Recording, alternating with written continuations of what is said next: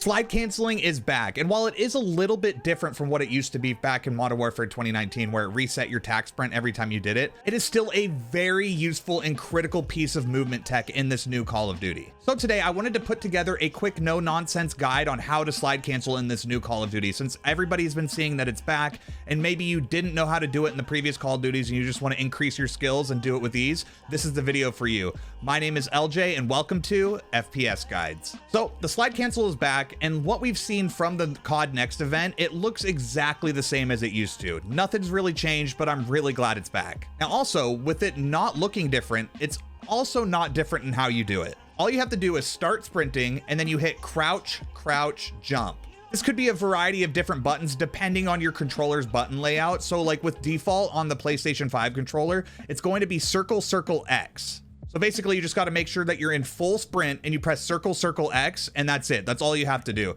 But make sure that you are full sprinting, because if you don't like get into your tac sprint or you're like in your full sprint speed, you'll just end up crouching, and you don't want to do that. So a way to keep yourself from doing that is you can set auto tac sprint to be turned on. And what auto tac sprint does is basically you just press sprint, and if you have tactical sprint ready, it'll just automatically put you into it. So it just makes the whole process way easier, especially for people who aren't using a scuff controller and have like paddles on the back. I would definitely recommend, especially if you're new to the slide cancel, to definitely have auto tac sprint turned on.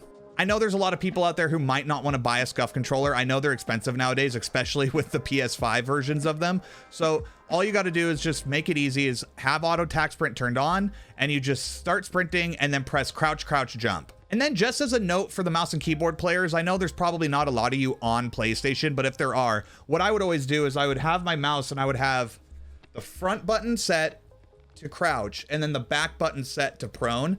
So all you have to do is you just have to start sprinting and then you just go from front back and just do it really quick. And honestly, that's like the fastest slide cancel I've ever seen. Like when you're doing slide canceling on mouse and keyboard and you just have it set to your side buttons on your mouse, it is the quickest slide cancel I've ever seen. So some uses for the slide cancel for those of you who want to know what it's even used for, because I know there's some people who might be, you know, maybe you were casual back in 2019, but you want to get better now and you didn't really know what the slide cancel was for. So a lot of the things that I would use it for is, the first thing I would use it for is going up to a corner. You slide cancel up to a corner and you're able to just as quickly as possible peek that corner and also be ADSing immediately, because like as soon as you come out of that slide cancel, it basically just cancels that animation and you can ADS as quickly as possible.